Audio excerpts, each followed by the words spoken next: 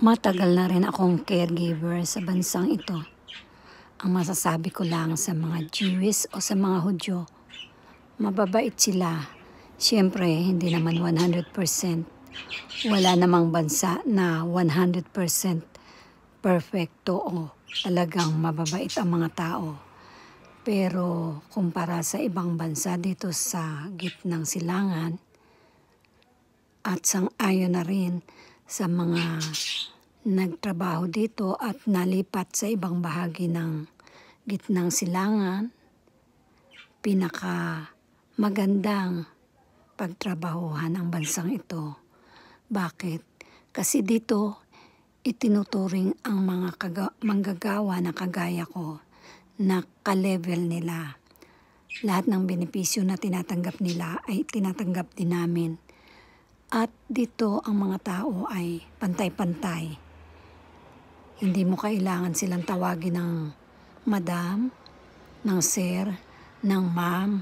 First name nga lang ang tawag sa kanila.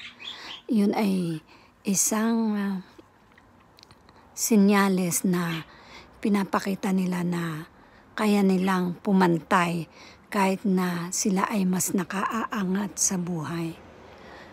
Yun nga ang mga amo namin dito. Kung minsan, matuturing na naming pangalawang pamilya.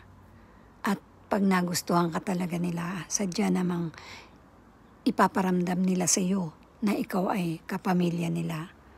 Kagaya nga noong una kong naging alaga na mayapa si Lola ng 105 years old. Yung kanyang anak ay patuloy pa rin na nakikipag-communicate sa akin pag kailangan ko ng tulong. Halimbawa, nung 2 beses akong na-ospital, palagi siyang andyan sa tabi ko nakasuporta. At linggo-linggo, tuwing araw ng Shabbat, hindi niya ako nakakalimutang batiin. At siyempre, ako din naman sa kanya. At palagi niyang sinasabi sa akin na kung kakailanganin ko ng tulong ay nadyan lang siya. At ang kanyang buong pamilya, tunay na masasabi kong 90% na mga Jewish ay mababait.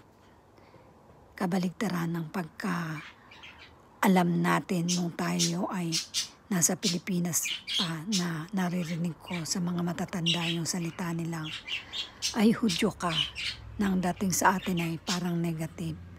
Hindi po totoo yun. Mababait sila.